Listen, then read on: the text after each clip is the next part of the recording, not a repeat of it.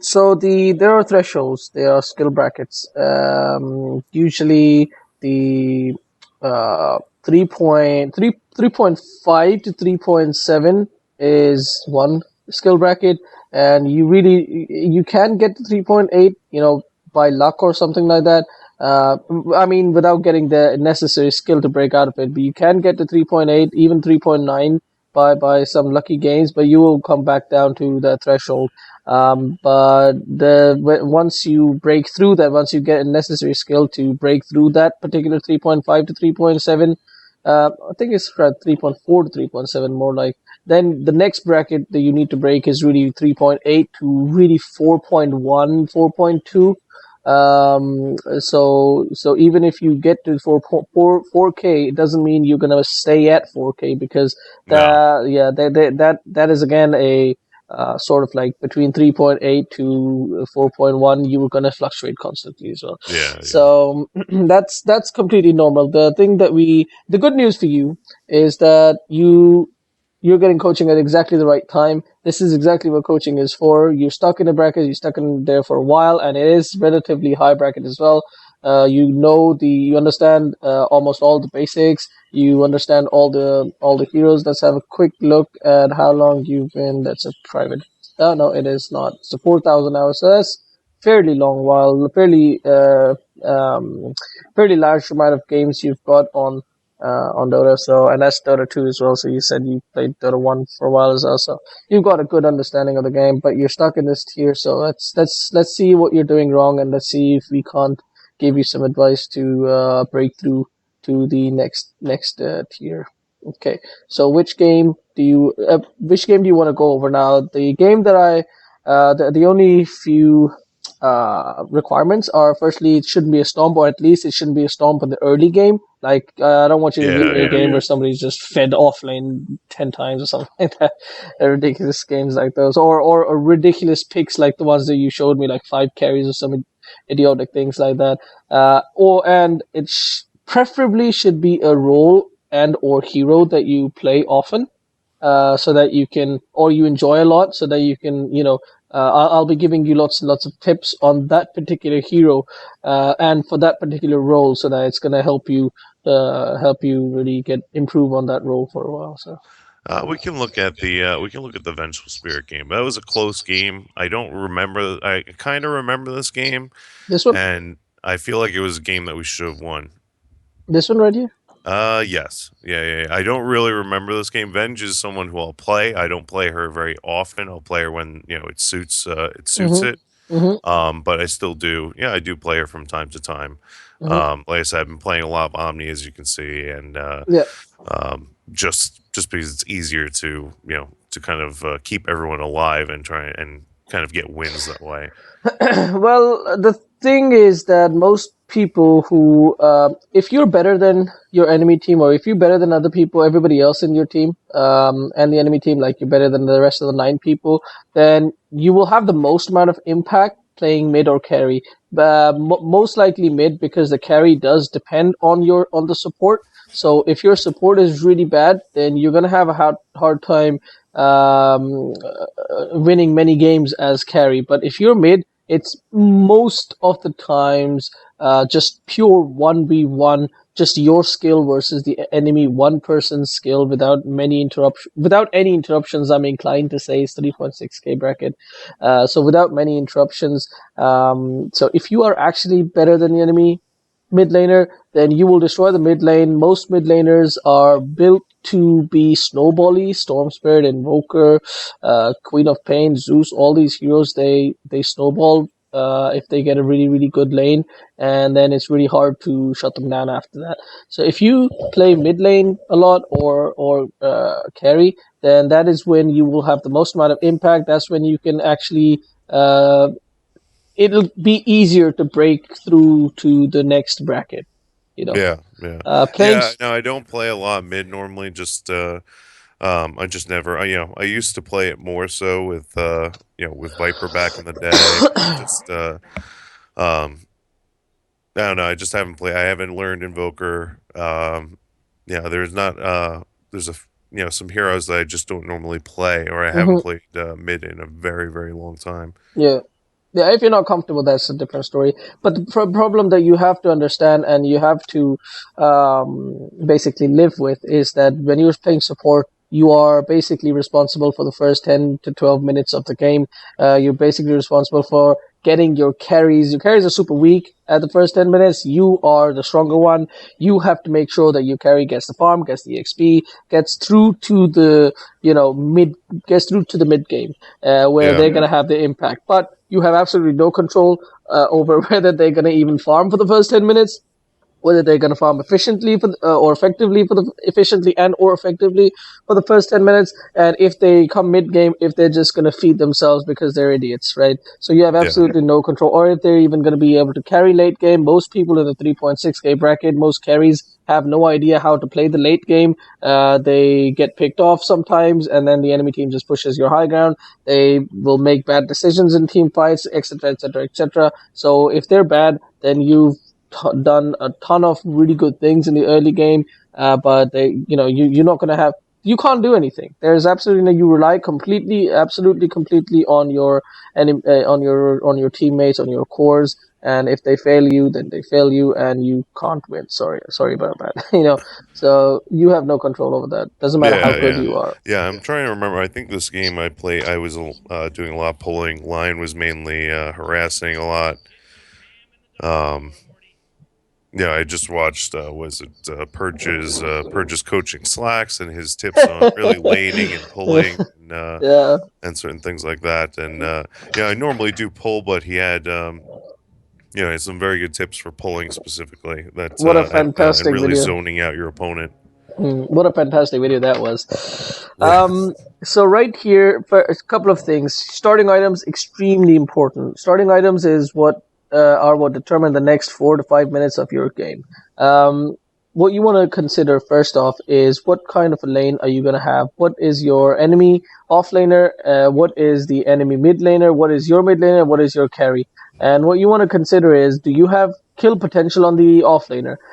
If yes, fantastic. You want to itemize for that. You want to prepare for that. You want to kill him as often as possible, and basically snowball or win games off of that. If it is absolutely not possible to get if you have no kill potential on the enemy offlaner, or if it is a really difficult offlaner to kill, then you and you're the enemy mid laner is somebody who is easy to kill, then you want to sort of abandon the offlaner, not really abandon it, but more of like, don't put valuable resources on it. Don't try to waste mana. Try to zone him out. If he's an idiot and he gets zoned out, fine, wonderful. You zoned him out. But if he doesn't get zoned out, he knows how to play his hero. He knows what the matchup is. Then forget about it. Go to the mid lane and go kill the mid laner. Spend your time, spend your valuable resources. By valuable resources, I mean mana and items and all that. mm, Spend your resources and get the kills. Secure the mid lane. Put some pressure on the mid lane. Make the enemy support rotate to the mid lane, free up some space for your own offlaner, etc., etc., etc. So you want to make these decisions. Another decision that you have to consider is, who is the mid laner, like priorities. Is the mid laner somebody who will snowball super hard and will be impossible nearly to shut down in the mid to late game? For example, an alchemist. Similar examples are Storm Spirit and Tinker. These heroes, if you shut them down early game, you've almost won the mid game, and then the only chance they have is to maybe make space for their particular core and push it to late game. But you shut down an alchemist, that's it. He is going to have a really hard time recovering, because alchemist really is has got that timing window, which is 15 to, or not 15, 20 to 30 minutes, or 25 to 35 minutes, really. So if you can push his radiance to, I don't know, 20 minutes, that's it. Your cores are going to have items. Then you guys will be able to deal with him. So in this particular case, you're looking at the void. Do you have kill potential on him? Is it easy to kill the void? no, not Absolutely at all. not. Absolutely not. With the lion, it does help a lot, but until lion gets level 2, let's say level 2, because at level 2, that's when he has, the 3.5 second stun, the 2.5 second hex, plus the earth spike, which is 1.1, so let's just say 3.5 second, right? And then you chain your magic missile, which is another 1.2, so you're really locking him down for 4.5 seconds, nearly 5 seconds. So that's when you guys have the kill potential on him. But level 1, there's absolutely nothing you can do to harass or do anything to this guy. Yeah, harass, of course, but you really can't kill him. So even if you had at this stage started off in the mid lane, like stand, of course, make sure that there's nobody contesting the rune. But as soon as you see there's nobody contesting the rune, you immediately, even before, like, even if it's like 15 seconds remaining or something, you make your way over here and you block this creep wave. And this particular case, I'm talking about this particular case because you want to put some pressure on Alchemist. So you block this creep wave, and you make sure this creep wave ends up much higher on the high ground than because if you're blocking it from here, then it's going to end up much higher here because nobody's going to be blocking their creep wave. And then what you do is you leave it here. You leave and let me make a free camera. You stop blocking the creep wave around here. The reason for that is because you don't want to show the enemy team that you are in the mid lane. And the Mirana will obviously start blocking it, and you're going to have the creep wave around here, and the Alchemist is going to be standing somewhere around here. And then what you do, when you leave the lane here, you go around this cliff, you wrap around. Something's wrong. You wrap around, and Alchemist, as we said, is going to be here. So you wrap around from here. You have Hex or Stun, preferably Hex because it's longer. You Hex the Alchemist, and hopefully Mirana is watching the minimap, or maybe you communicate with her, and you, if not kill him, you at the very least bring him down to really low HP. Like, I'm talking serious low levels, because he's not going to have a salve, so he's going to have a really long time regening up. And what does that mean? That means that for the next, like, I don't know, a whole minute until he gets a high enough regen, he's even afraid to come close to the creeps to last hit, because he's going to take even more harass from Mirana. Maybe Mirana pounce in, uses one level of Starstorm, that's another 75 damage, so he's going to be really scared. He's basically, you will have won the lane from this simple tactic, not spending too much time, just using one hex. All you do is hex the guy, do a couple of right clicks, and then by 1 minute you make your way back down to the bottom lane, and you do what you're going to be doing anyway. So, but simply doing this small maneuver, you will have won the mid lane for your Mirana, and you will have pushed Alchemist not far behind, but just enough. And then when you get level 2, that means you've got Earth. Wrong hero. Yeah. I was wondering. Sorry about that. Yeah, at least it still applies, because you still got a stun. Yeah, Thank God yeah. you're not a dazzle or something, because that would have been a waste of time. But exactly the same situation. When Lion gets level 2, then what you do is you smoke. And when I'm gonna come to the starting items. So Lion gets level 2, you smoke, you go to the mid lane, and that then is a 100% guaranteed kill. Especially if you would have made that small maneuver, that means Alchemist is already low, right? And chances are he's not too smart. He hasn't bought over a salve to get full HP. It's very highly likely. So he will still have some HP missing, if not a lot of it. So making that rotation once Lion is level 2, you will guarantee a kill on Alchemist. That puts him so early on, you push him so far back, it's guaranteed you're winning the early game, and you're pushing Alchemist way too far back. He's not going to have the same impact he would if you obviously let him to reign completely free. Now, whether you had that idea or not, we're going to look into your starting items. So let's go back. Let's see what you did with your starting gold. Player perspective. And there we go. By the way, feel free to jump in anytime. Ask any question. If you think I'm saying something silly, just ask me right away. Don't need to be, Yeah, no problem. Don't need to worry about interrupting me.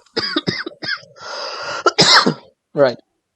So your first goal, you bought a ward. Okay, Lion bought the courier then, Yeah, and you had 285 gold, with which you bought a.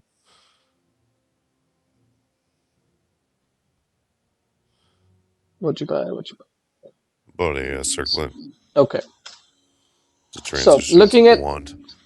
Yep. So you're preparing for the wand. Like you've got a lot of stats here.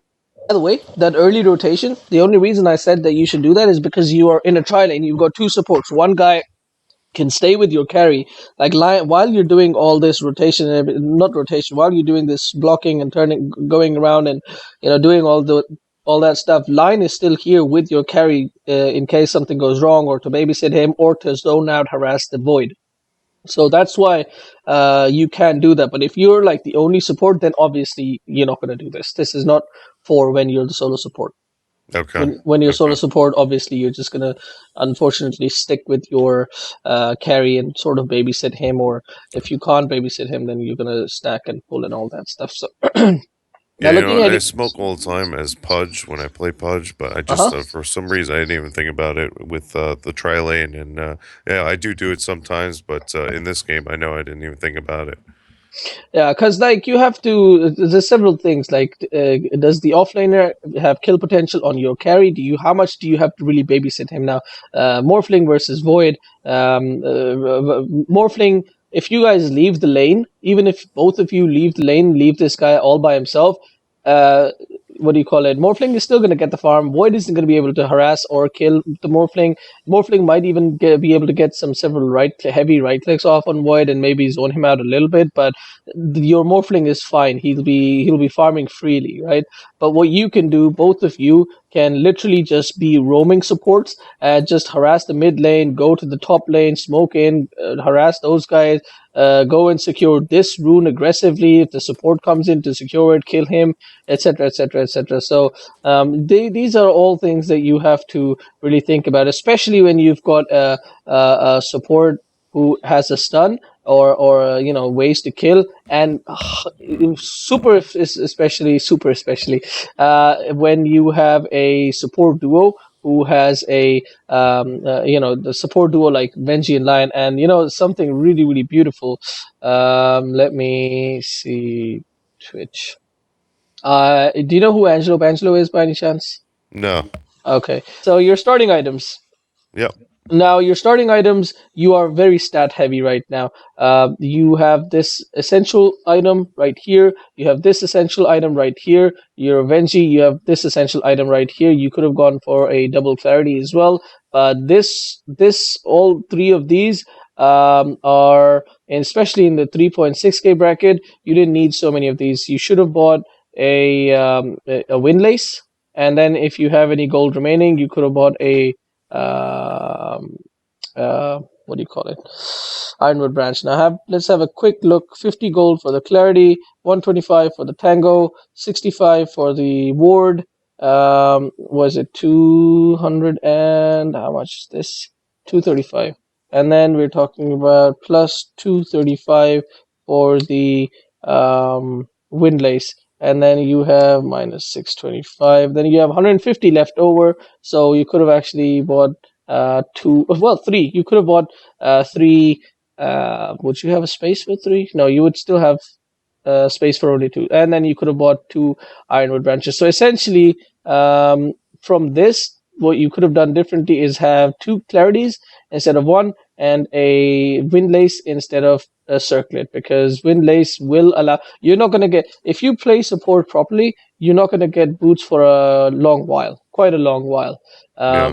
So you need that movement speed to set up kills, to do stuff around the map. So you need that.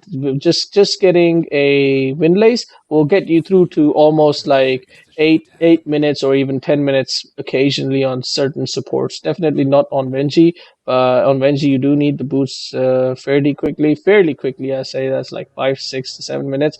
But on many supports, you can actually if you have windlace, you don't even need boots up until minute 10 or something like that. I had a game where I was Omni and I didn't have boots till 12 minutes in. But yeah, I didn't even feel like I lacked anything because you just staying behind support, staying behind your cores and throwing down the what's it called, your skills, whatever. Now this ward right here doesn't accomplish anything at all. This ward right here, all it tells you is that what rune there is going to be here because because so this putting this ward here is getting you two. It's telling you two things. Firstly, is the mid laner going over here to take this? Is the mid laner here to take this ward? Is the off Yeah. laner here to take this ward? And keep saying ward, rune, or what rune it is now. If your mid laner is paying attention, then he will know if the mid laner is going here or here, this direction. So that's one thing covered. If you put the same ward right here, then you will know if the offlaner is going here for the ward for the rune or not. So that's two things covered. And what sort of rune it is, unless it's an alchemist on your team, you don't really give a shit what type of rune it is. If this guy has a bottle, he's gonna go for the rune, and he wants Yeah, to but go they for have an the. alchemist on their team. Yeah, but it's not safe for this guy to go on that in that direction. He's still gonna come here for the rune because there's a high likelihood, especially because they have an alch. There's a high likelihood that their supports are gonna make rotations, make their way here to secure the rune every even time for the alchemist. So if this guy wants to play safe, then he's gonna make his way here for the rune. He's not going to contest the alchemist unless both of you rotate every even time, go here and contest the alchemist, which is completely unreasonable. So there's no point at all. So yeah. So however, if he does see the alchemist moving, then he should communicate with you guys. Guys, alchemist is going bot. Let's go and make our way down to the bot rune, and you guys snag up the bot rune or contest the alchemist and kill him or something like that. Regardless, especially if you have a dual core, then you should try to always secure your rune.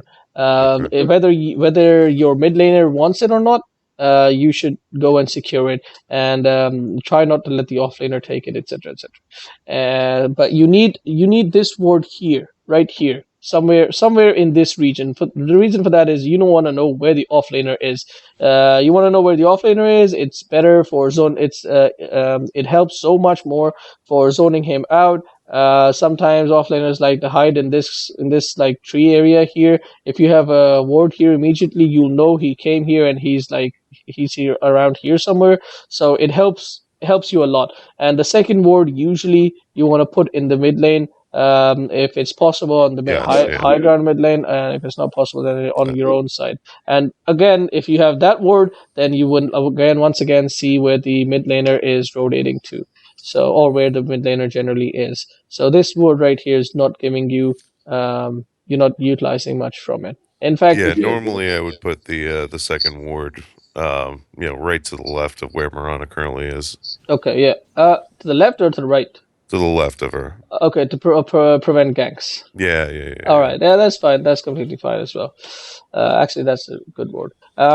If you go over to my YouTube channel, you can. I have a decent wording video. Where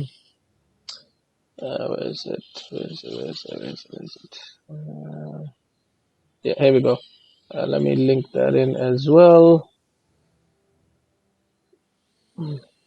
I have a decent wording video, which is different to the other wording videos that you will find on YouTube, in the sense that this is for the 2K, 3K, and 4K brackets. Other YouTube videos you'll find, there's one by PPD, which is obviously pro level wording. Nobody wants to do that. And obviously there's a video by Purge as well, which is again really, really high level wording. And you kind of don't want to bother with that either. So you want to stick to 3K wording. Now, all this time, what you guys are doing, let's go back. Where's my eye thing? You want to make sure that your carry is farming as much as possible. You don't want him to rotate in to harass the offlaner, to hit the offlaner. If your carry is, if both of you are hitting the void and your carry stops farming and starts making his way here, tell him go back to farming, because that means he doesn't know how to play carry. and he's being an idiot. So you need to tell him go back to farming. We're just zoning him out. We're not trying to kill him. We're not etc etc. Just go back to farming. And now, the second thing is, if you'd had a ward up there, you would have seen the void going over here, and you would have. Okay, never mind. You see the void going over here anyway. It's just that he sort of hides in the side. Now this is completely fine what you both are doing, but what this guy is doing is not fine at all. Like he's CSing just fine. Let's keep an eye out on him just a real quick. So he missed that CS for no reason at all. He missed one CS. And here I think I was okay. waiting for him to warp, and then he just did. I was standing back hoping he would warp through the trees so I could catch him with a stun, but Okay. All right. so I was standing back and not going in on him. But here I do. He obviously warps away.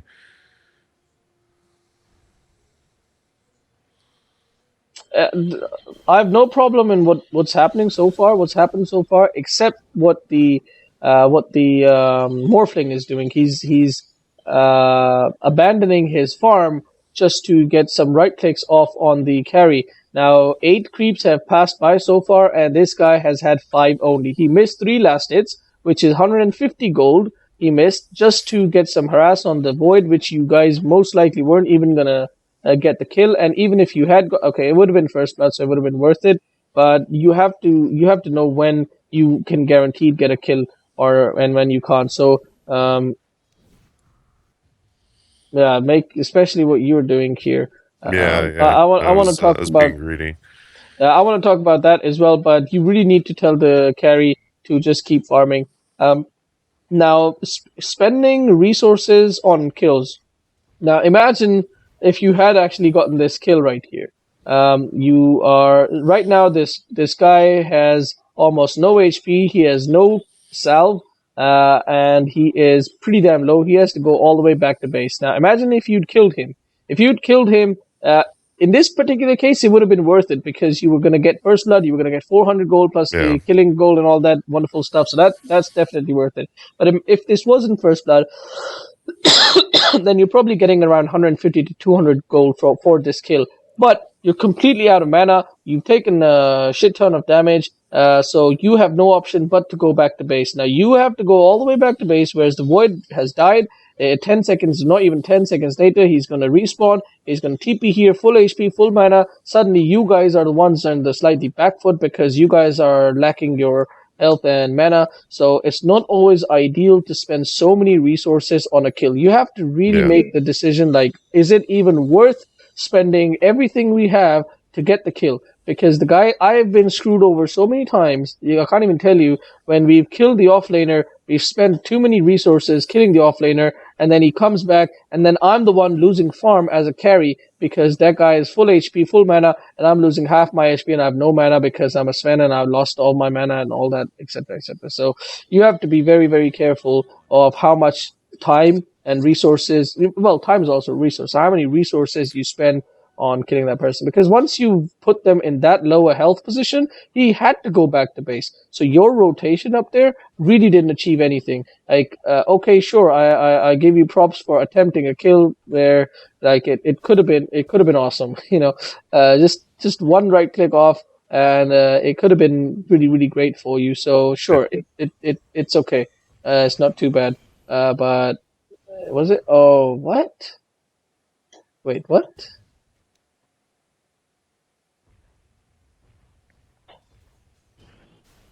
39 HP, What? and you have 50. So what?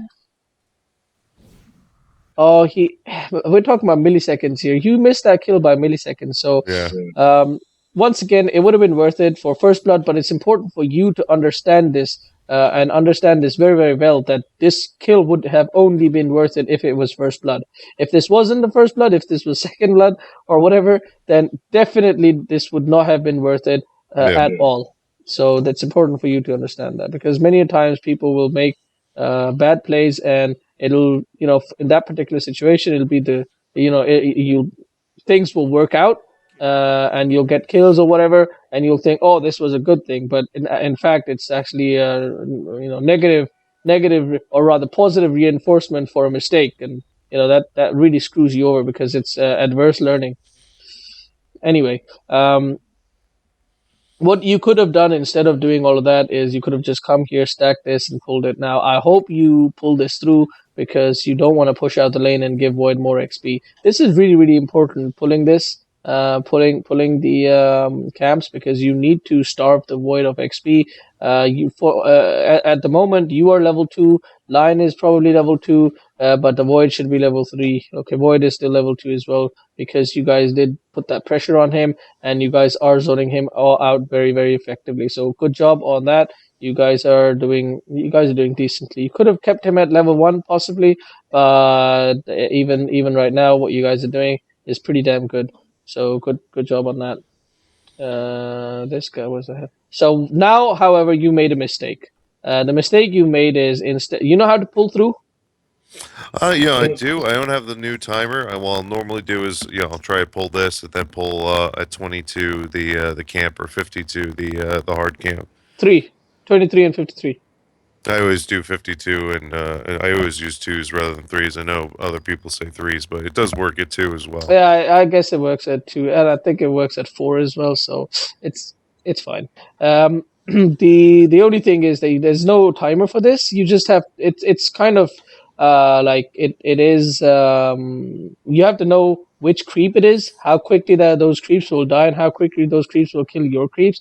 Yeah, So for these ones, when the second creep is almost dead, then you want to pull this. When the second creep is about to die, you wanna stand over here. You can't even get the kill for the second creep, and then you pull this as soon as the second creep dies, and your creeps start killing the third neutral, last neutral. Then you want to start pulling this one, and you will be able to connect it. It's something that you definitely want to go into a custom lobby and practice.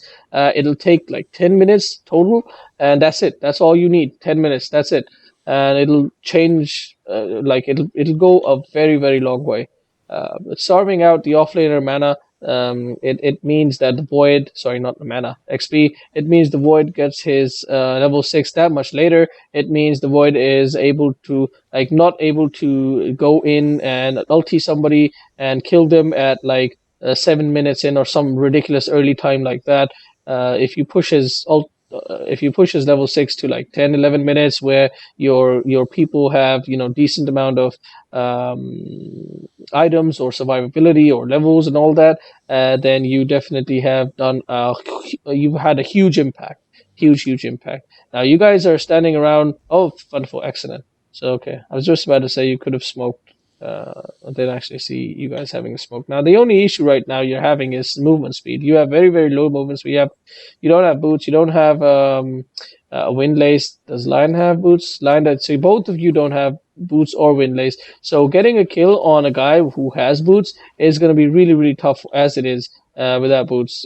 So let's see what you guys actually do. Once again, not having a ward in the mid lane is really hurting you guys, because the moment yeah, you guys decided to smoke without vision on the mid laner. You don't know where he is. You don't know what he's doing. no, So at this point, yeah. So at this point, when you smoked, that was a wrong call. You could have, in this time, you could have actually done this pull, connected it through, and as soon as you see the mid laner, then you could have gone in for this smoke. But right now, you guys are gonna waste this smoke completely, and it's not even. yeah. I remember the lion calling me for the smoke, and I was like, all right, let's go. I think I was about to pull that camp. Yeah, what you was about, you should have just pulled that cam. You should have told him, we don't see the enemy, we don't see the mid laner, we don't see the alchemist. So what do you want to do with the smoke? And if you had already committed to it, then okay, yeah. I was about to say, if you guys Yeah, we have could. already committed to it, then you should have just stayed there and waited for him. Then, so it pays off. The smoke obviously was wasted, but the movement paid off. You could have done the same movement without even using smoke at this point. Now you see Lion sees a haste rune. Now this is a second opportunity. You kill the alchemist twice in a row, because Lion has a haste rune. He hastes in, goes in and hexes the alchemist. He hexes the alchemist. Does he have level 2? He does have level. So he hexes the alchemist. He stuns the alchemist. You throw up a follow-up stun, and you guys guaranteed kill him twice in a row. Alchemist dying twice in a row. That puts him so far back. That again, you win the early and partially mid game just because of that. So definitely an opportunity wasted there. I don't know why he's not. Anyway, regardless of that fact, your rotation, your movement has to have more purpose to it. Like you are going around here, you make your way all the way from here. You make your way to here. You do nothing in between. You do, and even when you come here, what are you? What is your purpose? What are you gonna achieve when you come here? What are you thinking of doing? If you're Omni or something, maybe you can heal the guy. Maybe you clicked on him and you're gonna heal him. But as a Venge, you're not gonna do anything because you're not gonna kill anybody. So you should have just either waited, stood here and stacked it at 53, or you could have maybe stacked, pulled this one, pulled this through either. But the Yeah. best way to usually just pull Yeah, this I'm through. surprised I didn't. I'm surprised I walked over there. Okay, no worries. But you don't want to have downtime. Yeah, no, exactly. I mean, normally I would pull that if I saw it was 52 or getting close to 52 and it was that pushed up. I would normally pull that. Yeah, because you don't really benefit at all from coming over here, and also like No. put. Okay.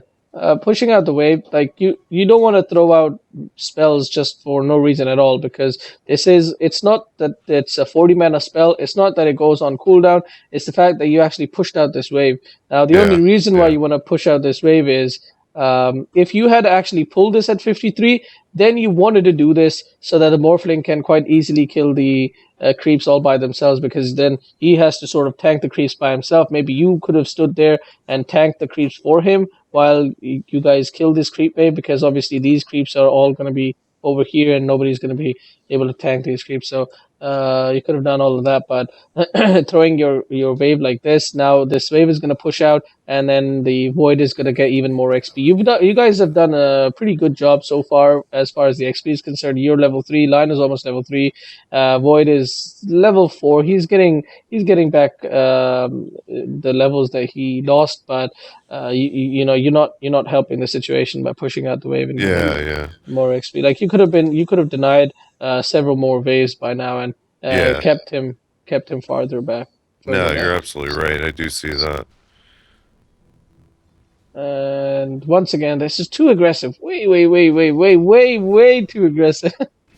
Wow, what an idiot. I think we get the Okay. kill though. Yeah, Yeah. yeah, yeah. Like, the, what I'm surprised at is this guy sees you Oh, I know. so I know. far behind the tower, and he goes for the last hit, and then he jumps here instead of Yeah. jumping. He could have Yeah. jumped here. He could have jumped here. He could have jumped here. He could have jumped further from you.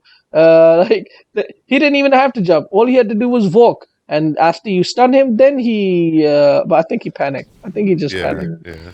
and then he walked towards you. It's not even. I don't know. I think the Purges video with Slacks, Yep. where you just make some people don't know how to react to Yeah, you like panic sometimes. It yeah, happens. yeah, exactly. So you were playing the role of the fucker here, exactly, Yeah. and Yeah. the boy didn't know how to react to it. But then your morphling had had morph, but he didn't morph the strength, and he died as well. So overall, if you look at it, it was offlane for carry trade. So you guys definitely lost out on this. Yeah. So Yeah. maybe the void was playing mind games on you all along, and that was his plan all along. So I don't know. Yeah. This I didn't see the wave there, and stupidly pulled it. Yeah, that's why you want to pull it in. You want to pull it in free camera. Yeah, it was a Yeah, you want rushed. to. It was a rushed pull. Okay, no worries at all. Now, Not a bit. just a question on the. I'm always thinking about this with support in the first minute. The first minute, do you normally stack it, or you pull that first wave? It really depends on what kind of support you have. If you have somebody who has a nuke or something like that, then you can pull it in the first minute, because let's say you level up. Let's say this particular lane, you're not going to kill the void. So what you can do is you can throw out a wave of terror on the first wave, and then what you can do is you can just literally pull through the first wave, because Morphling isn't gonna be farming underneath the tower. If you don't nuke that first wave, then it's gonna, your creeps are all gonna die, and the next creep wave is gonna be under the tower. Morphling is gonna be taking shit ton of damage from the creeps. He's gonna have a hard time last hitting, and it's just overall not gonna be really great. So Rubik can also do that with his, bzz thing. Lion can do that with his stun. Most supports can do that. They have an AoE nuke sort of thing. So you want to just throw out a really quick nuke so that you push out the wave. And also you want to tell the carry, mate, I'm going to push this out. So just kill the range creep and he will, accommodate for that. But I think in the 3.6k bracket, that's rarely going to happen. So I would advise not to do that. I would advise stack it at 53 and then pull it and then stack it at 53. Start off with harassing the offlaner, come back here, stack it at 53, go back to harassing the offlaner, and then pull it at the next 53. Now that's a little bit of a wastage. What you can Yeah, do is yeah, ask the yeah. What you can, like, it's a whole camp wasted. But what you can do is ask the offlaner. Ask the carry. Can you please push out this wave, or try to explain it to him? Can you please push out this wave so I can pull it right now? And if he says yeah, I can do that, then yeah, go ahead and do that. If he starts saying suka blat or something like that, then that's not gonna work. So you just you just pull it at 53. It's not the end of the world. It's not too bad. You definitely don't want to throw out a wave of terror for a single no, wave, because it's gonna no. once again, like, well, you're This is such a weak camp too that yeah, I don't yeah, know why I did that. like you're pushing out the wave constantly. You're pushing it in favor of the void. He's getting Yeah, free yeah, XP, too much free XP. Um, So you guys did that one rotation mid one time, which was really great. But since then, you guys have not put any pressure on the mid lane. Like, you are really, really wasting your potential here, kill potential, because obviously though you guys can't kill the void, and you guys have really, really great kill potential. Even if Lion was all by himself as a solo support, if you play Lion as a solo support at yeah, level 2, you want to go in and kill the mid laner as often and as much as possible. TP on the side, go and kill him. Smoke in, go and kill him. Get the rune at 2 minutes, get the rune at 4 minutes, whatever, and go and kill him. Like, he's got a DD rune right now. You smoke in, you go and you kill him again. You know exactly where Alchemist is right now. Miranda knows exactly where Alchemist is right now. He's farming the jungle camps. Wow. Unfortunately, he does have chemical rage on him, and and yeah. yeah, So imagine if you had been there. That was a yeah, guaranteed kill, yeah, and Mirana wouldn't have died. So it's just these small things. Like, it's not your fault Mirana died.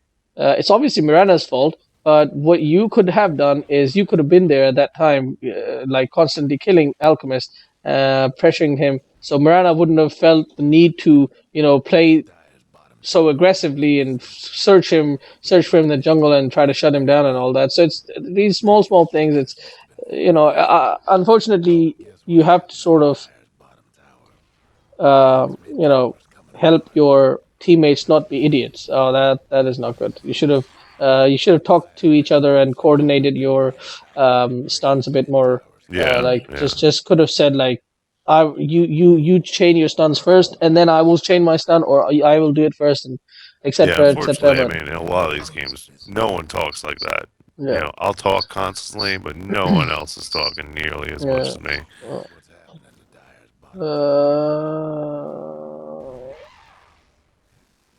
All right. The thing that I actually completely, because I was talking about your movement so much, I forgot about two things: skill build, and item build. I have spoken a bit about the early or starting game item build, and you finally got boots. Not sure at what time you got boots, but you finally got boots. But I want to talk about itemization first. You need, as Venji, you need mana. You need a lot of mana. Yep. Venji is very, very mana dependent, almost to the point that you need mana boots, right? You need I do buy them. I don't think I went mana boots in this one. I'm not sure. I think I went shreds. But yeah, no, I do agree. I do agree with mana boots on Venge. I okay, yeah, do. It seems to benefit me more than shreds does whenever I go that. yeah. But depends on the game. treads can sometimes be necessary when you've got a huge burster in the enemy team, like a Zeus or something, and then you want to kind of make up for the fact that you don't have mana with other mana regen items. Just a casual Bassi would be decent as well, because Venji has a horrible int gain. Casual Bassi is fine. Even upgrading it to Aquila is not the end of the world. Although I wouldn't advise that. Having Urn of Shadows is pretty decent as well, in conjunction with Magic Wand. Also, Raindrops is really good, but you just want to make sure there's nobody in the enemy who can just burn through your Raindrops really quickly, like a Storm Spirit or a Tinker. Yeah, You yeah. definitely don't want to waste your Raindrops. It's a really expensive item, sort of. But it is something that you can invest in. But you only want to do that if you have like a huge burster in the enemy team, like a, you know, I don't know, Zeus or Death Prophet or something like that. Anyway, then you need treads. Anyway, going on forward. So boots, obviously, you need much more mana regen. You need more mana regen. That like this is not enough. Like these days, medallion. Nobody's really making medallion on Venji these days. There are very nice other items. You can go for a Glimmer Cave, really super good support item. On Venji, you can go a little bit greedier if you're playing position 4 Venji. You can make a Aether Lens, which is extremely good, extends your range of Magic Missile and Swap. Really fantastic. In this particular game, you are playing 5 position. Line is playing 4 position, so because Line is a greedier support, so I wouldn't really advise Aether Lens here, but definitely you could have gone for a Glimmer Cape earlier on. Not earlier on, like Well, yeah, started that's what I it was off. going to ask. Was Glimmer Cape? I mean, has no mana region, and Yeah. No, it doesn't. It doesn't. But you need. But what I'm saying is, like, you could have, if you'd gone for a mana boots, then you actually can go for like. Then you don't need any of the mana region. Just a magic wand and a glimmer cape would have. Sorry, magic wand and mana boots would have been enough. In fact, the game that I played, that I linked in, I actually didn't have mana boots. And I struggled with mana. I did struggle with mana. I don't know what I forgot what I had for mana region. I think the Lion actually went mana boots, or somebody went mana boots, so I had some sort of mana in influx, but I have no idea. I forgot completely. You can definitely go for this. A bunch of items that you can go for, and you can even keep buying clarities, because it is definitely one of the best items for mana region value for mana. Anyway, moving forward. This is an item that people don't usually go for, but to be very honest, this particular game, this is a very fantastic item. You don't want to yeah, I go was for going it? to say it's not bad against Alk, is it? No, not against Alk, not against this guy, but it's not so much against, but rather with in combination, because it's really this guy who is a super hard hitter, and you reduce their enemy armor by 7, then you are almost increasing the Morphling's damage output by, I don't know. Let's have a quick look. So this guy has nope. This guy is 6. So this is a good estimation. 33%. So let's say 7 would be around 30%. So you're basically increasing Morphling's damage output by 30%, which is a lot for an item like this. Like such a cheap item, right? Now, one thing. So that's all I wanted to say. Like, most of the time, this won't be the right item, but in this particular game, it did end up being the right item. Second thing I want to talk about is your skill build. Now, generally, you do want to max out magic missile, but you have to understand what exactly scales in the magic missile. The damage scales pretty decently. The stun is not that great. The stun scaling is not that great. It's mostly you're putting points into this for the damage, and the cooldown is not that great either. 3 seconds over 4 levels is horrible. It's almost non-existent. And the stun duration, it's 0.6 seconds over 4 levels. Again, not really that great. It's really just the damage that is scaling. Now, if you actually, and the wave of terror, especially because you've got armor. There's diminishing returns on getting more and more armor reduction. Yeah, yeah. Especially if the enemy does not yet have too much armor. Like when he has already 3 armor, you throw down a medallion. That's it. You remove. He's got minus armor now, and minus some like -4 or -5 armor or something like that. So putting on more minus armor, it's not really worth it. But if you put Vengeance Aura, that is super beneficial. Now, the reason why I'm talking about Vengeance Aura is because the aura, Vengeance Aura, actually amplifies the 12%, 20%, 28%, 32%, 36%. This is all white damage. So when we look at Morphling, a hero who actually has mostly all of his damage, this is just Akita, and that's pretty much the only item he's gonna. This 10 plus 10 green, that's the only green damage he's gonna have for the rest of almost the rest of this rest of the game. He's gonna have all his damage coming from stats. So he's gonna have like something like 300 or something like that damage in white damage, and you are going to be boosting all of that with your Vengeful by almost like 40%. So that is a shit ton. You're almost going to be giving him 100 damage. But even from very earlier on, level 1, 2, 3, putting a point in Vengeance Aura with somebody who right clicks really hard is super useful. Like Yeah, yeah, it's true. the one value point is guaranteed essential, because earlier on everybody's got only bite damage, so you're boosting their right click, like helping them farm better, especially in 3.6 bracket where people are bad at last hitting anyway. So you're helping them farm better, and you're helping them get damage on the enemy. So putting in, I think the 2 points in Wave of Terror weren't really useful, especially if you were going to stick with Morphling a lot more. I think even leveling up Magic Missile too much wasn't really that beneficial. You could have gone for a 1 point in Wave of Terror, or even 0 points in Wave of Terror wouldn't have been the end of the world. And just leveling up these two skills, and maybe even putting more points in Vengeance Aura than the stun, like 203 build at this point at level 5. And then swap at level 6, and then max out Vengeance Aura, just because you are with a Morphling. So you need to think about leveling up your skills. Like, think about what skills, how you can. That was cheeky.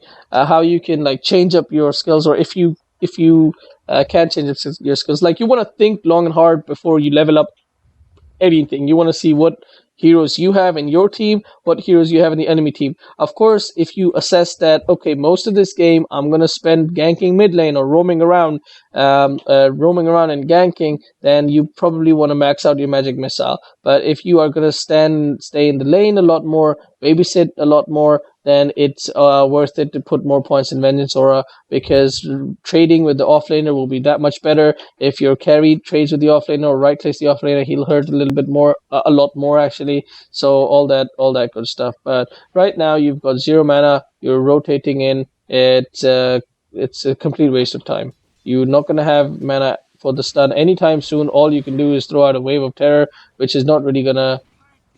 Yeah. I don't know. This is a tough one right here, because It does technically. That's the only reason you got that kill there. it's a tough one. It is a tough one. All right, so he has 6 armor. A Wave of Terror. 6 armor means. 27% magic physical resistance. When you throw down the Wave of Terror, it is 3 armor less, 4 armor less. Oh wait, so 4 armor less makes his physical resistance down to 12%. So that is, how much is it? That's 15%. 15, about 15% more physical damage. Keeping in mind, Viper is actually doing mostly magic damage at this point. Not mostly, he's doing a fair bit of magic damage, like 28, 30 magic damage per hit, because he's got, for some reason, 0 points in Oh Nether yeah. Toxin. I didn't even notice that. So let's see. Yeah, that's the last hit is the one that we really want to focus on, because I think he hits twice after you Wave of Terror, or is it 3 times? 1, 2, okay. Three. 63. He does have 2 points of nether toxin on him. It actually does 2 points. Doesn't they don't stack. And Viper has 78. 78 plus 10 plus 40. Sniper. It's a tough one. It is a tough one. 15%. I don't know. It is too close, and I don't want to really get into that exact calculation. So I'll give you this one. All right. Yeah, I mean But that was very close. actually, talking about this, if you'd had more points in Vengeance Aura, then Viper would That's have been true. doing That's more true. damage as well. So it's super tough to call because the if you'd had 3 points by now, if you had 3 points, then Viper is doing 30% more damage, almost 30% more damage. Whereas putting down a Wave of Terror, you already said you're doing 15% more damage, right? Yep. So even if you'd been there for just one more hit, if you'd had the Venusaur presence for one more hit, it would have been enough to get the sniper kill. So yeah, so maybe I'm gonna take that back from you.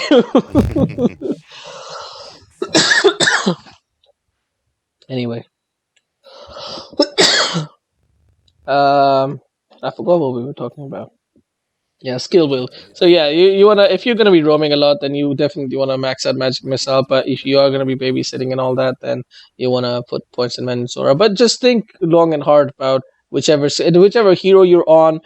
You wanna think long and hard about what you want to level up as skill, and you want to have a good reason behind it, even if that's the wrong reason, because if it fails, then okay, this reasoning was wrong. But if you just following a specific skill set, if you just got a same skill build, item build every single game, then you're not learning anything at all. It's necessary to experiment and have ideas and be like, okay, this is this particular hero, so what if I play this way and see what happens and all that. So you guys unfortunately smoked right under rewards, but I don't think they would be looking at the mini map at that point, and they have no idea. But you definitely are making a really big mistake, unless you're gonna ward and get back, because you don't want to go and gank someone where you have no vision, or rather, of whom you have no vision. Okay.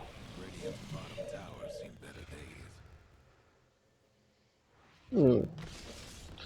Okay. So yeah, you need to have vision of where you're gonna go and gank. So you can't just go in and. Yeah, I thought they would pull back a little more, but we still did ultimately go in. We were being greedy. Didn't want to waste the smoke and the Mhm. priestess ult. Yeah. Well, it's early game is over now. The things you could have done in the early game, you could have pulled a little bit more, denied the XP from the offlaner a little bit more. You could have pressured the mid lane a little bit more. I think that's it. Yeah, no, I definitely see that where yeah, I should have pulled Hmm. rather than wasting harasses, and that's the thing. I was doing this in the other games. That's why I'm very surprised that I did what I did this game. Everybody has bad games. Now, one thing that I have, like, this is so poorly played right here. You guys need to focus on one person. Like, you need to know which target you're gonna focus on, and you're gonna focus on that target, right? But this was like hitting one skill on one person, and then the other, like, so right here, you go for the Bloodseeker, and then Bloodseeker gets healed up, and then Void gets healed up. So it's like a bunch of okay. Never mind. I actually didn't realize that Omni had actually healed the guy. So Omni is the one who actually played really well here. But never mind. Then you guys. Okay. All right. Never mind. I didn't see of the Omni healing the Bloodseeker the first time around. I thought you were going on one hero, and then the Morphling was going on another hero, and Oh, okay, okay. that's not exactly what happened. So it's all good. Good job keeping into your to your core. When you're playing support, you want to stick close, very close to your core, and you want to, just stay, not babysit him, but just make sure you're there to help him out. Now, you guys are pushing this tower, which is fantastic, but just make sure you get to the top tower in time to defend it. Uh, all right, good job. Yeah, Venji is a semi support type of hero because she can scale well. She does do a ton of right click damage as well. Like you can make her like with even with this medallion, and you can even upgrade the medallion later on. She does do a ton of damage. The only issue that she has is that she's got really low HP. So that's usually why you want to make treads on her. But obviously, when you're going full support, then you obviously not going to make treads on her that often. All right. Yeah, yeah. Your vision warding wise, your warding is not very strong, but I don't want to talk about that at all because there's a whole 40-minute video which is specifically for you, um, that you can watch and just improve your warding generally. So just go watch that. But you definitely are struggling very heavily on the warding side. You guys are you have no defensive vision. You have Yeah. one really silly ward right here. Don't know what this ward is, who placed this ward, or I what don't the think I purpose placed was. that because I don't think I would ever place something there. But yeah, no, I do see that. Where normally I would be all over the wards. I think I was being greedy because we were rolling so well. Hmm. We were getting kills. We were doing really well, and I think I was just being greedy. Keep in mind one thing, that if you are actually doing well, oh, you could have actually dodged this. You could have popped the smoke. If you'd popped the smoke, right here, if you'd popped the smoke, literally right here, if you'd popped the wait, I don't have a you smoke. didn't have the Yeah. smoke. Never mind. Lion had the smoke. If Lion had popped the smoke, then you would have survived here because you wouldn't have taken damage from the. Oh, really? I didn't know that. Okay. Yep. Yeah. Anyway, Lion probably didn't know that either. So, Yeah. um, I forgot what I was saying. My train of thought. No, in regards to the wards and having wards up, we're basically winning. Oh yeah. We're When you are rolling. ahead, that's when you want to put even more emphasis on vision and some emphasis on dewarding as well. Because if you're ahead, you want to take map control. It's really crucial to take map control, and that's something that generally 3Ks will not do very well or lack or understand. If you are ahead, then you want to take more and more map control because you want to take you want to what's it called, make use of the advantage. You want to push the advantage. You want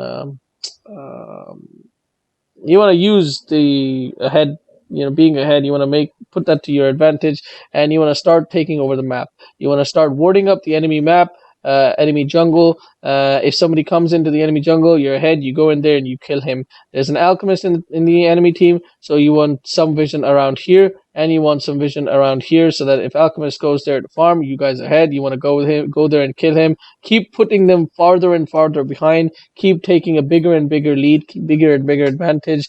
The more vision you have, the less likelihood there is of dying, because obviously, better vision, less chance of getting ganked and all that stuff, or go walking into 5 enemy heroes or something like that. So, yeah, that's definitely something you want to do. You don't want to start being greedier and greedier and start amassing more and more items and wealth, because if you die, then you give up that much more lead. So you want to, the farther ahead you go, the more defensively almost you want to play as well. Okay, Yeah, Bloodseeker Blade now. It's a good yeah. I attempt, did but not this realize that the Viper was uh, ruptured. I thought we might be able to get a kill there. no worries at all. I think Viper could have moved a little bit further. He wouldn't have. It's just level 1, right? It's just level 1 ulti, so Viper wouldn't have taken that much damage. He could have moved forward to take a couple of last right clicks. So, all right, uh, push the tower. Lion plays that ward. I don't like that ward right now. Okay, I like this ward now, so it's okay. Kind of made up for that particular ward, so it's good.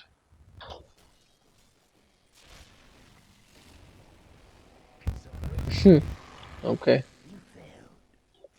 I probably wouldn't have right clicked the guy with the blade mail on, but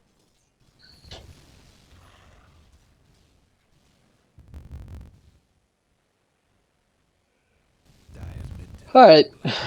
So you push out this wave as well. So you saying you guys lost this game? Yep. Yeah, Mm, we could not close it out. That's a big problem in my games. No one wants to end early. yeah, yeah, absolutely. I was about to say like you guys are sort of you guys are doing a good job pushing, so you guys should be able to close this pretty quickly. But I guess you guys stopped pushing at some point then. Nice, very nice. Oh, very nice.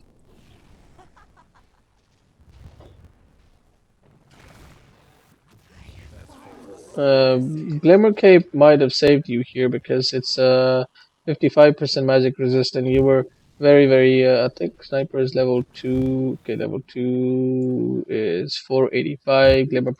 Cape is 55 magic resist additional to your inherent inbuilt 25%.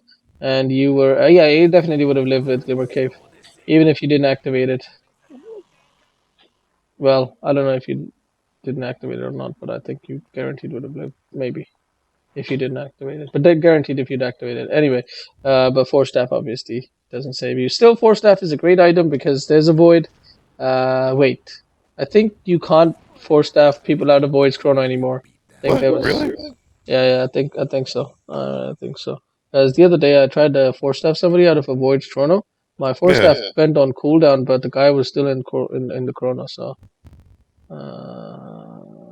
Void. So, really quickly check.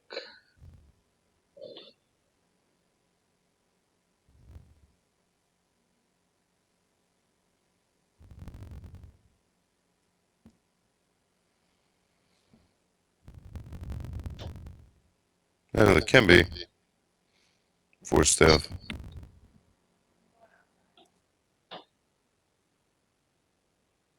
Cancels most sources of forced movement upon applying the disabling debuff on a unit. Yeah, below that it says units inside crosspeer can be. Yeah, maybe I clicked the Oh enemy wait. with. Force staff, hurricane pike, and GM cannot move units out of Oh, crosspear. oh, Okay. yeah, yeah. Units inside of Chronosphere can be pulled out by various spells. Can be various spells, but there's a full stop, and then it Yeah. says Force Staff, Yeah. Hurricane Fire, and cannot move. Yeah, yeah, yeah. So, Okay. I Okay. think this was recent because before you could. Yeah, exactly. That's why I. Uh, That's why. Yeah, but a couple of days ago, I force staffed somebody out. I force staffed somebody in the chrono, and my force staff went on cooldown, and the guy is still stuck there. So I was completely wasted force staff because, like the entire item, because I literally built it just to force people out of chrono. So Mhm. yeah. Anyway, carrying on. Still, Benji's got swapped for that, so it's all good. True. Probably you could have made Aether Lens here just to have the better, even better range to swap people out of the chrono. Okay, And I did go mana boots as well. yeah, like that would have been really, really good. Could have gone for Aether Lens and then gone back for treads, because then you would have had plenty of mana. Anyway, Oh, that's true. um, That's true. so now it's the mid game, and now you're really just walking around with your core. You are warding around.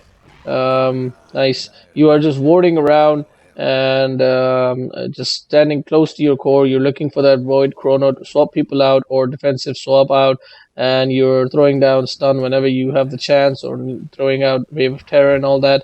So the one thing that I would well, Void is dead, but if Void was alive, pardon, well, it's not a great example to or good advice right now because Void is dead. But if Void was alive, then I would have expected you to be much farther back. But you probably would be if he was alive. So let's just see. Sniper DC'd or did he abandon? I guess he DC'd. I don't know what happened there. I pinged out Bloodseeker just to say, hey, he's here, and we got the kill on him. Looks like you are pushing high ground, so I don't know what happened. Okay, let's go back because now Void did chrono and you were caught inside. So why did that happen? So Void is alive. And this is the time where you're really just looking you're looking for the chrono. You've got a force staff and all that. You didn't use the force staff to get. What you could have done is what you should have done definitely is waited for the void. Regardless of what the hell is going on, you should have just waited for the void. You were here. You would have been fine here. You could have, yeah, you were fine here. You should have just waited, especially because now you do see void coming in. So you definitely should have waited, and Yeah, I you. think I went for the stun most likely, or I was going to stun. As I say that, Void got a one man or zero man chrono, so it doesn't really. Okay, he chronoed you, but it doesn't really matter. And then he's hitting Alchemist as illusion for some reason. So there's no point. Definitely, you should have waited in the back just in case. If this guy, if Morphling had been chronoed, then you wanted to obviously swap him out. But I think in this particular case, it worked out for you. You don't want to be here. You're taking too much burn damage and acid spray damage and all that. So, oh my God, look at the Bloodsteak Seeker. Just before this kill, I think he had 800, 700, 800 nearly. 810, holy, 830, 900. Oh my God. Great hero, Valve. Yeah, How did you die? Oh, you died to I the died ult. to the Oh, radiance you from the died to illusion. Yeah, you could I have should stunned just it. turn down Yeah, and hit you him. should have. Yeah, you That's what should I have. decided to do at the end, and it was too late. You could have turned around and what do you call it? Magic Yeah. missile. And if you'd had a glimmer cape, you would have survived as well. So okay, uh, looks like you guys did take a tower. Yeah. And I Uh, think this is where it starts to kind of fall off the handle. Not sure why you guys didn't take Roshan before you went for the high ground push because it would have been a completely different situation. Well, we had 3 down at that time, and we had just killed all of them. I think they bought back, or Void bought back there, and Alk may have bought back there. So far in the mid to late game, you're not making too many mistakes. With the positioning, maybe a slight improvement, but it's not even worth saying because it's the 3.6k bracket. So yeah, so mid game, again, you could have played the early game a bit better, but then again, the Alchemist isn't really. Oh, he is. Never mind. Never mind. I was about to say the Alchemist isn't that farm, but yeah, he Yeah, is. He is. yeah, He's he was almost. farming jungle.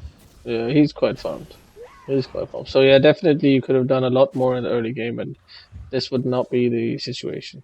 Yeah, see there I swapped, but my teammates didn't come with me, or Morana backed up, which is probably the right move, but I don't know. I think it was just being aggressive there. Okay, so you guys do go for the rush now, but you don't have any vision here, so you should be the sacrificial person, stand outside. Um, That's what Lion is doing right now. yeah. No, no, I mean, It just excuse me. just Uh, as the 5 roll, basically. Just I yeah, should be out there. over here because there's no vision here, and Void can jump in from here and Chrono and Oh, true. steal the Aegis maybe, but chances of him making that play are pretty low in this bracket. So Mm. it's all right. It's not too bad. Okay, good. Ultied.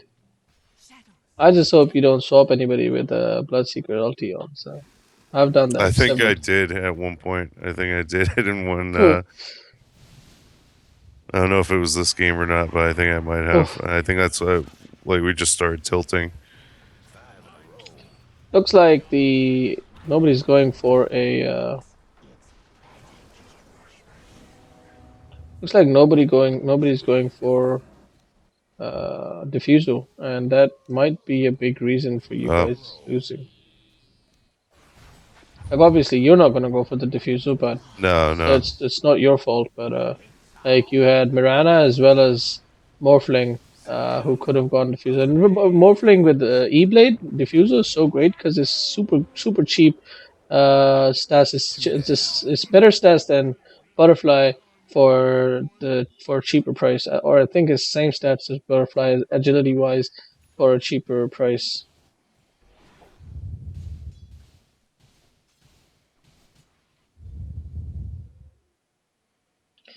Anyway,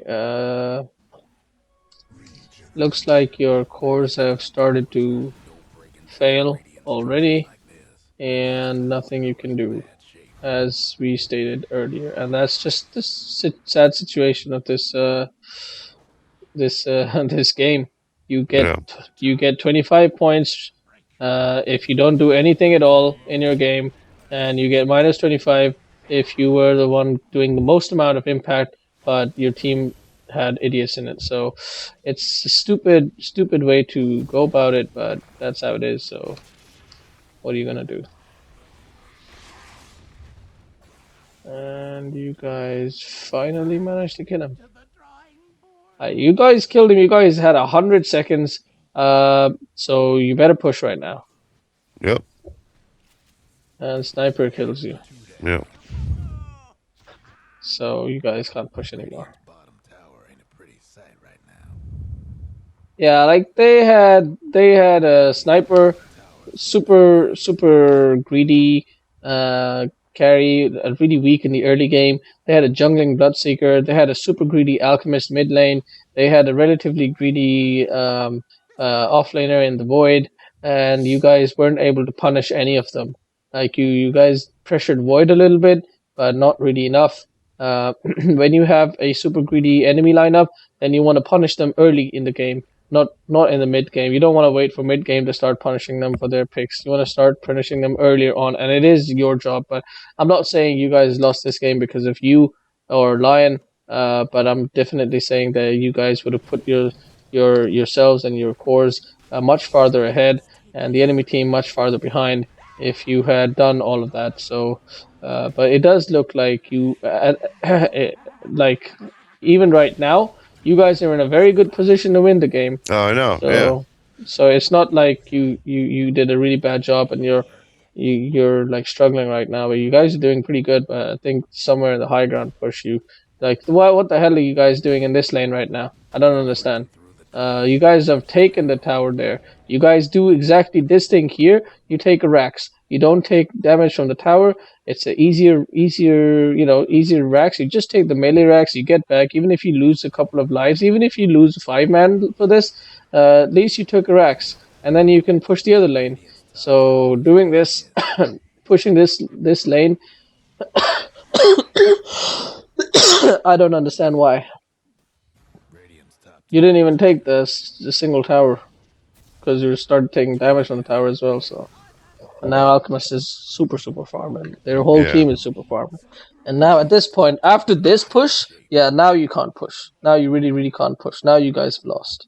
It's turned around. The comeback goal was it 2,000 here to the 3,500 gold swing, 5,500 XP swing.